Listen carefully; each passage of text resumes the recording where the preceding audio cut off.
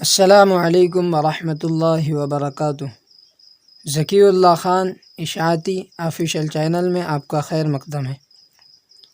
آج کا پہلا سبق تربیت اولاد کے سنہرے اصول۔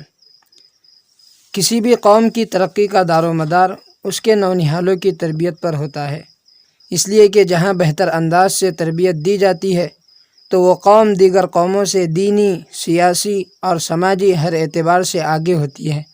تاریخ کا علم رکھنے والے جانتے ہیں کہ قوموں اور حکومتوں کے زوال کا بنیادی سبب اچھی تربیت کا فقدان رہا، کیونکہ جو قومیں نسل نو کی تربیت سے غافل ہو جاتی ہے ان میں پروان چڑھنے والی نسل اخلاق و کردار سے عاری اور شرم و حیا سے کوسوں دور ہوتی ہے۔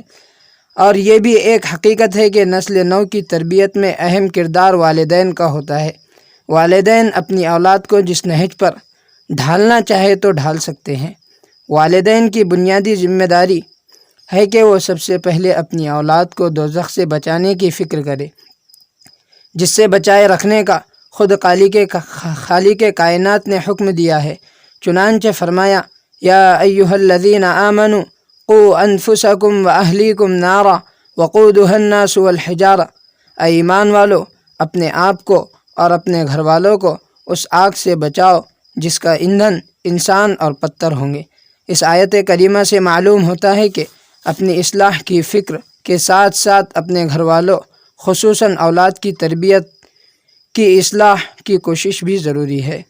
ابتدا میں یہ بات ذہن میں رکھے کہ بچے کورے کاغذ کی طرح ہوتے ہیں، آپ اس پر جو نقش کرنا چاہے کر سکتے ہیں۔ اچھی تربیت کے ذریعے سے اس پر پھول بوٹے اتار سکتے ہیں یا بری عادتوں کا عادی بنا کر اس پر خاردار جھاڑیوں کو بھی نقش کر سکتے ہیں۔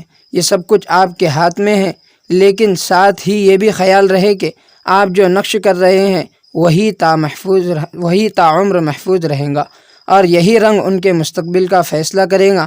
ساتھ ہی یہ بات بھی ذہن میں رکھے کہ بچے بہترین نقال ہوتے ہیں، آپ کو جیسا کرتے دیکھیں گے وہ بغیر بولے ویسا ہی کرنا شروع کر دیں گے۔